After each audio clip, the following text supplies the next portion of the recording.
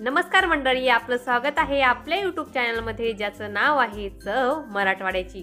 चला तर मग आपण मस्त झणझणीत अशी बेसनाची वांगी बघणार आहोत। याला मोदकाच्या वड्या किंवा भरवा वांग असं सुद्धा म्हणतात। चला तर मग आजच्या रेसिपीला सुरुवात करूयात। मी इथे अर्धा वाटी बेसन पीठ घेतलंय।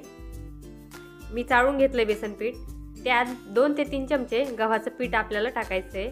हळद टाकायची, लाल तिखट, थोडासा चोळून ओवा टाकायचा आहे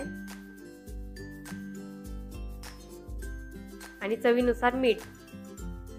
आता थोडं थोडं पाणी टाकून आपल्याला हे पीठ चांगलं मळून घ्यायचंय।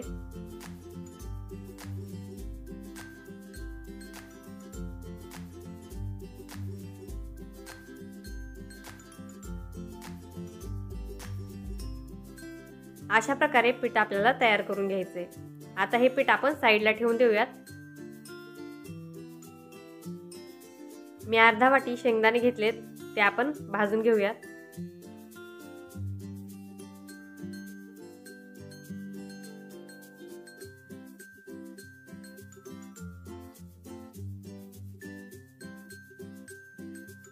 शेंगदाणे भाजलेत, आता आपण त्याला काढून घेऊयात।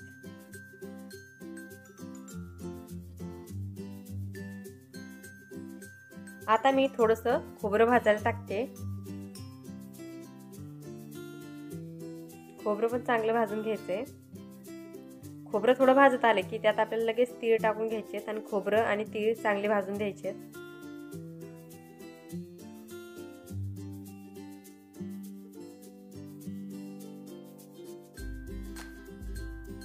खोबरं आणि तीळ भाजून झालेत, आता आपण त्याला काढून घेऊया।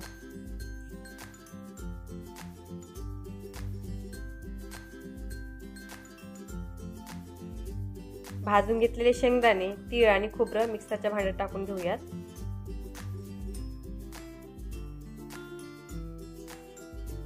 त्यात 4 ते 5 लसणाच्या पाकळ्या, थोडीशी कोथिंबीर, थोडंसं लाल तिखट, अर्धा चमचा धने पावडर, अर्धा चमचा गरम मसाला, थोडीशी हळद आणि चवीनुसार मीठ टाकून घ्यायचंय। हे सगळं आपल्याला चांगलं मिक्सरला बारीक करून घ्यायचंय। आपण बघू शकता अशा प्रकारे हे आपल्याला बारीक करून घ्यायचंय। भिजवलेल्या पिठावर थोडंसं तेल टाकून घेते, म्हणजे पीठ आपल्या हाताला चिटकणार नाही।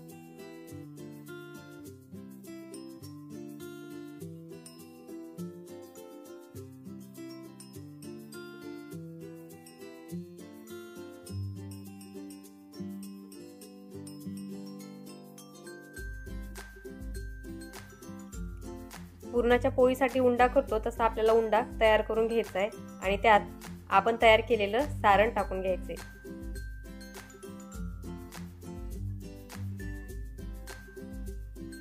आपण याला मोदकाचा आकार सुद्धा देऊ शकतो। काही भागामध्ये याला मोदकाच्या वड्या असंही म्हणतात।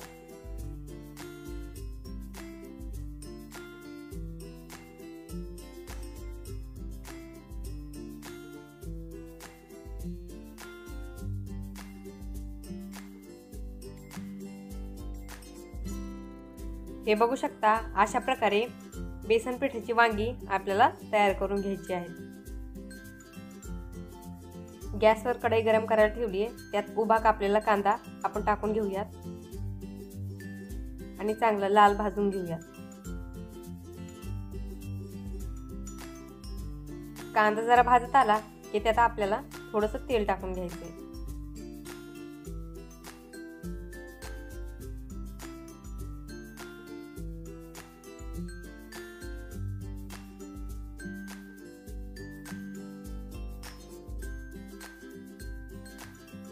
कांदा चांगला भाजून झालाय, त्यात आपण थोडंसं खोबरं टाकून घेऊयात।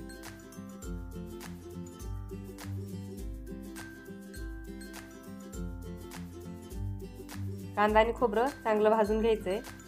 आता गॅस बंद केलाय मी आणि त्यात थोडंसं आलं आणि लसणाच्या पाकळ्या टाकून घेतल्या आणि त्यातच थोडीशी कोथिंबीर पण टाकून घ्यायची आपल्याला।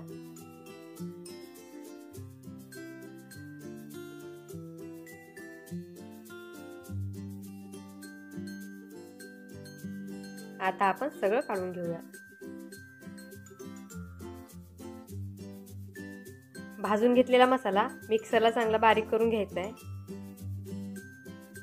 गॅसवर कढई गरम करायला ठेवली आहे, त्यात 2 पळी तेल टाकून घेऊया। तेल तापलं की त्यात थोडंसं जिरं, थोडीशी मोहरी आणि कढीपत्ता टाकून घेऊया।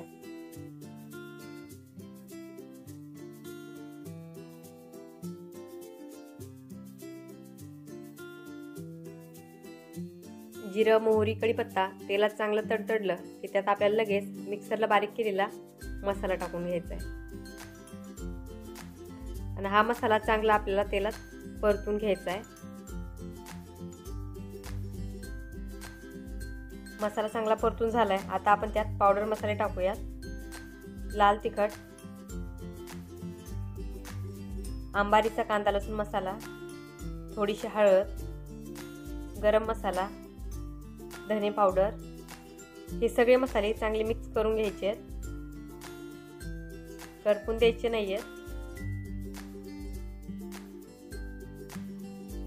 आता आपण 1 ते 1.5 चमचा यात बेसन पीठ टाकणार आहेत, म्हणजे आपला रस्सा चांगला दाटसर होईल।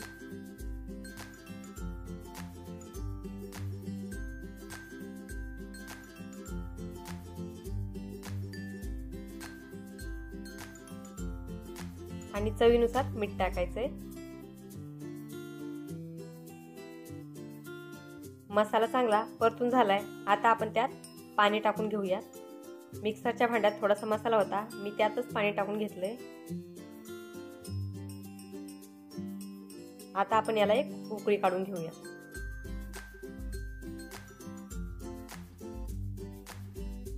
आपण बघू शकता रश्श्याला चांगली उकळी आली। आता आपण बेसनाची वांगी यात टाकून घेणार आहोत।